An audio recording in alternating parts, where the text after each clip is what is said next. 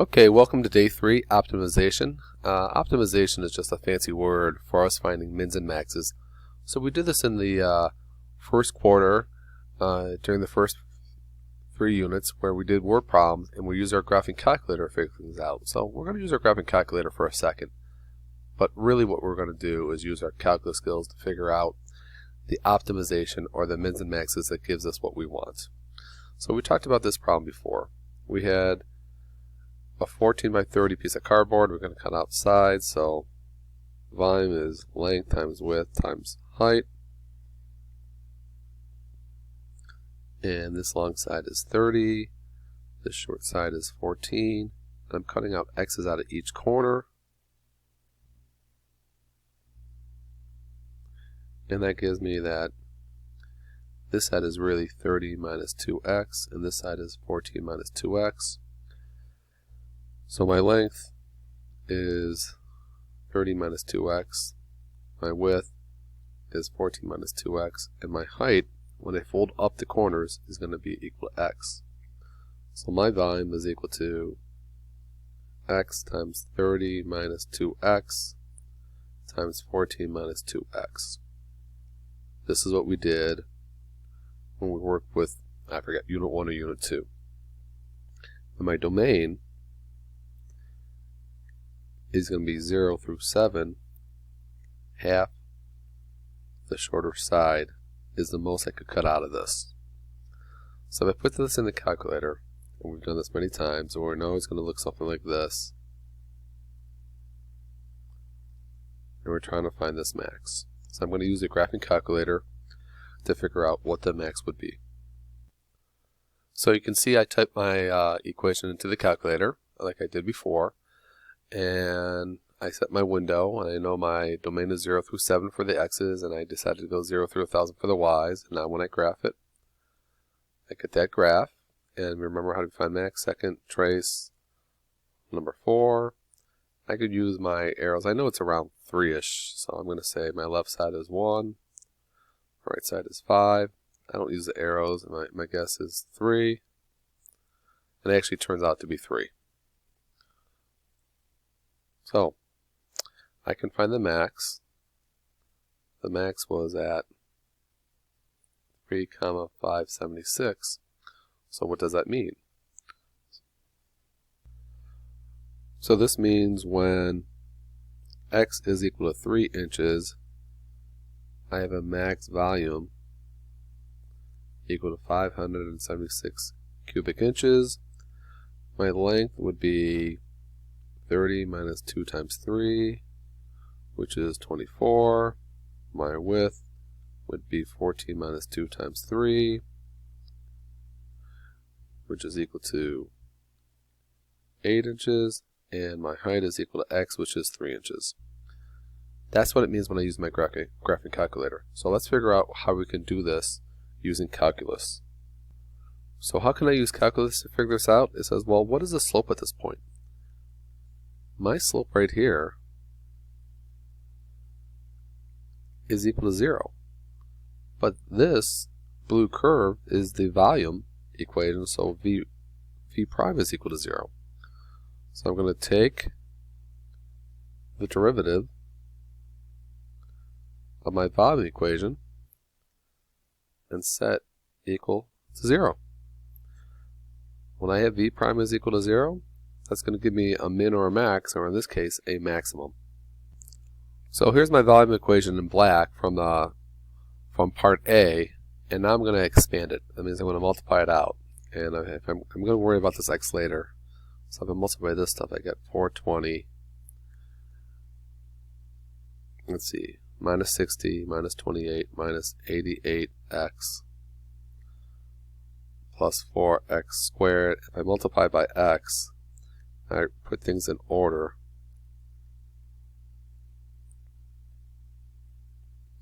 So this is my volume equation expanded out. Now what I'm going to do, I'm going to take its derivative. So v prime is equal to 12x squared minus 176x plus 420. And I decide I could divide everything by 4. I get v prime is equal to 3x squared minus 44x plus 105. I gotta remember I have to set it equal to 0. And now I'm going to factor it. So it's a little bit harder to factor. 3x and x. Set equal to 0. And I'm thinking to 105, 35, and 3. So I'm going to do minus 35 minus 3. And then when I solve for x, I get x equals 3, which I like, and x equals 35 over 3, which is almost 12. This is too big, because we said the domain was 0 through 7. That's way too big. So I have x equals 3, so I can go back and plug in x equals 3, and I get my same thing as before. My length is 30 minus 2 times 3, which is 24. My width is 14 minus 2 times 3, which is 8. My height is just the x value, which is 3. So my total volume is going to be 24 times 8 times 3. And when I put that in the calculator, I get 576 cubic inches is my max volume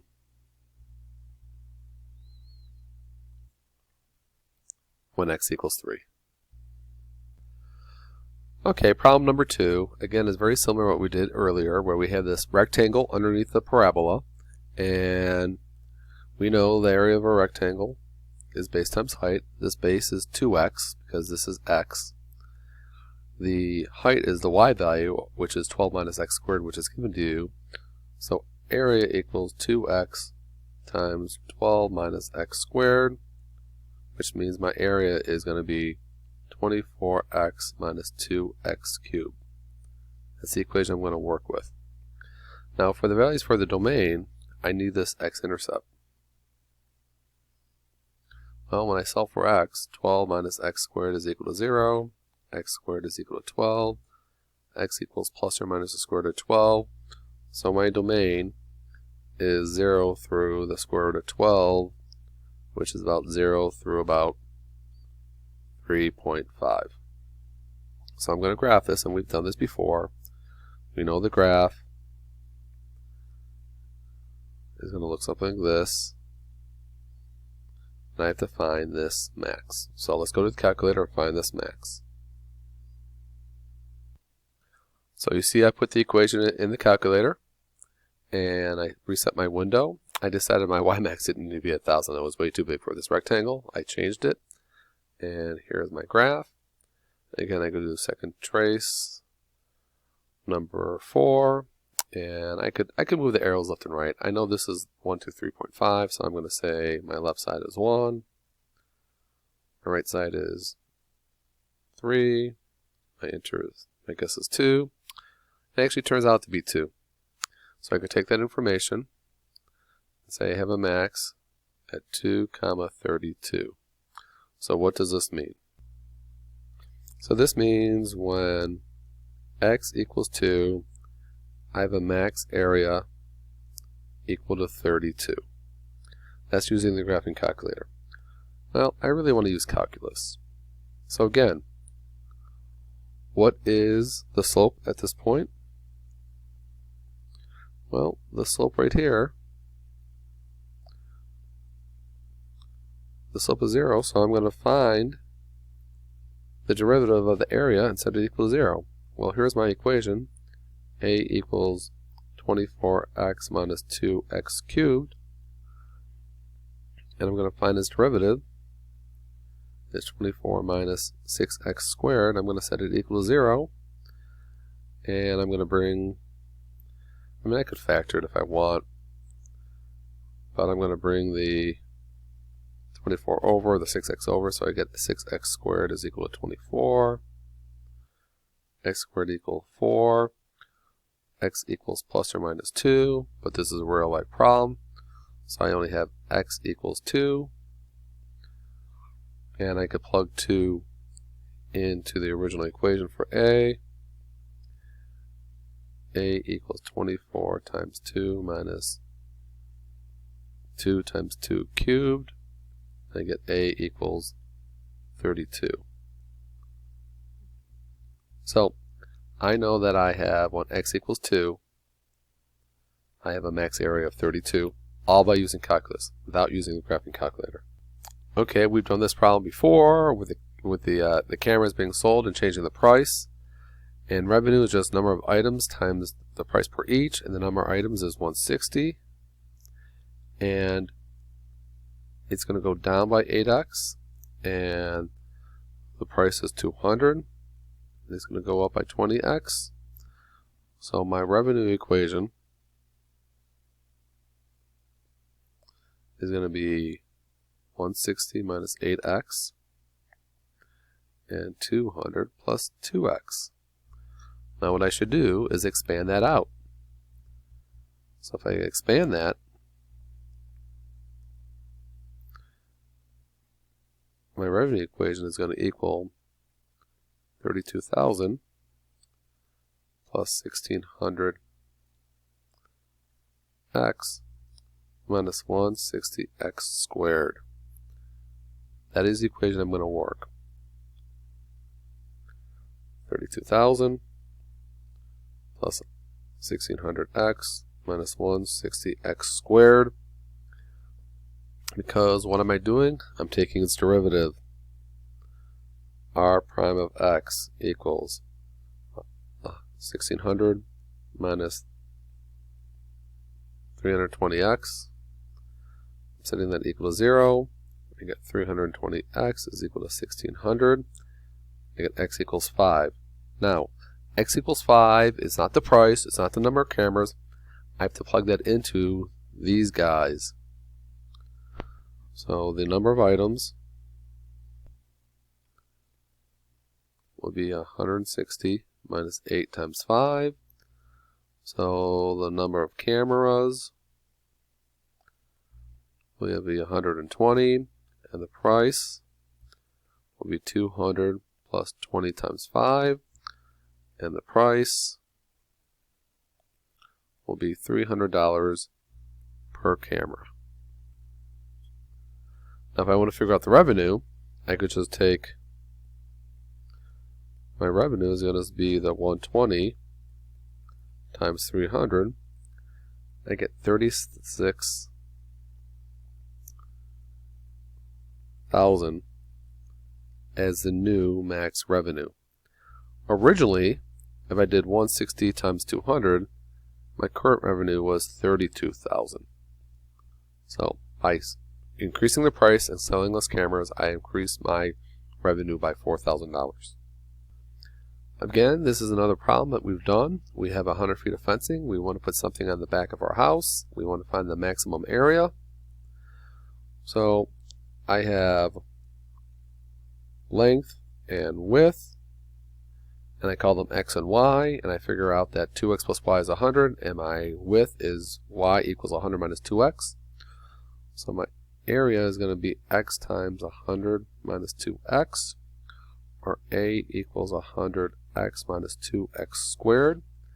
That is my area equation. What I want to do to maximize something, take its derivative and set it equal to 0. 100 minus 4x equal to 0. 4x equals 100. X equals 25. And actually that is my length, 25 feet. My width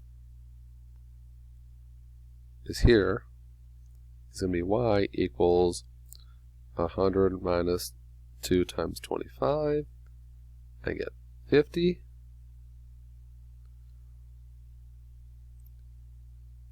And if I wanted the max area,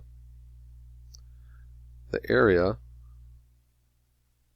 would be 25 times 50, which is 1,250 square feet. So my dimensions are 25 feet by 50 feet, and the max A is 1,250 150 square feet. I'm going to skip 5 for now because 5 is going to take a little bit of work using the distance formula. So let's use something a little bit easier. The sum of two positive integers is 20. So I'm going to call one integer x, one integer y, and their sum is 20. So y equals 20 minus x. And I want to know their maximum product. So product is just x times y, or in our case, my product is going to be x times 20 minus x. So p equals 20x minus x squared. Every single time what I do, I take its derivative and I set it equals 0 to x is equal to 20, x equals 10. I plug that in here. I get y is also equal to 10, and their max product is going to be 10 times 10, so the max product is equal to 100.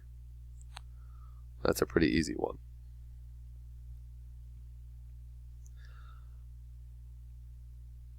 Now this next problem is a little bit more work because we have to figure out what is x, what is y, and how we're going to use it all. So I have this big enclosure. I'm calling this x, this x, this x, and this whole side is y, and there's one on top also.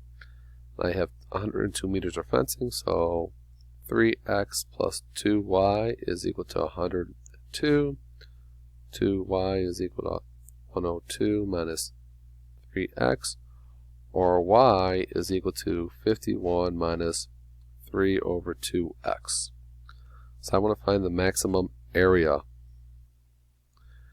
Area is just length times width, which is going to be x times y. So my area is equal to x times 51 minus 3 over 2x. So my area is equal to 51x minus 3 over 2x squared. And every single time, what am I doing? I'm taking its derivative and setting it equal to 0.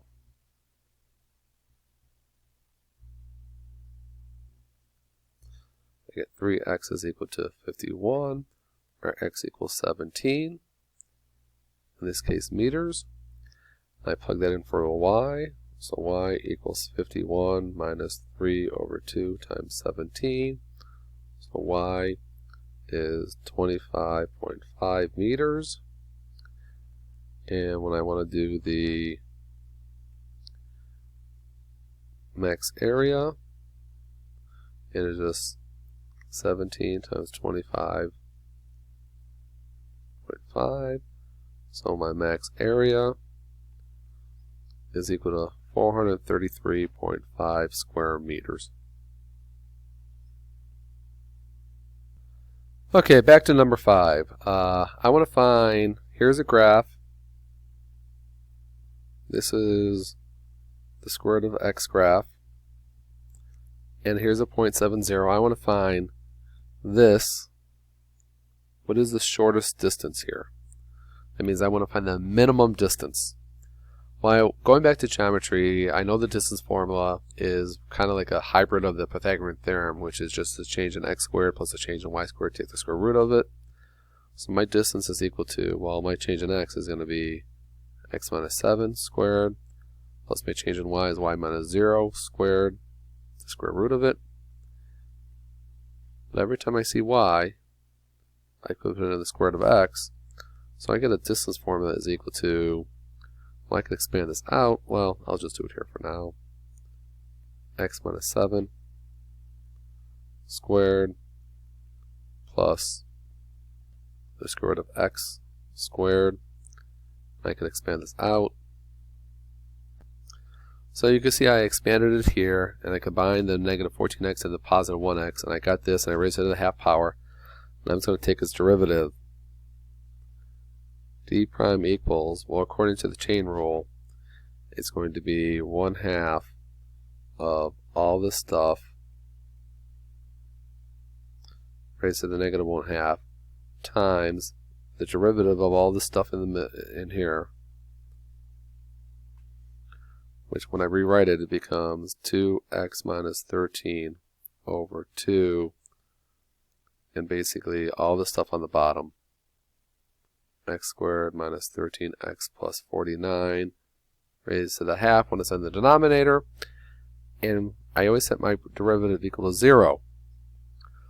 Well, when I set something equal to 0, the only part that matters that equals 0 is the numerator. So all I really care about is this numerator equal to 0. So I get x is equal to 13 over 2.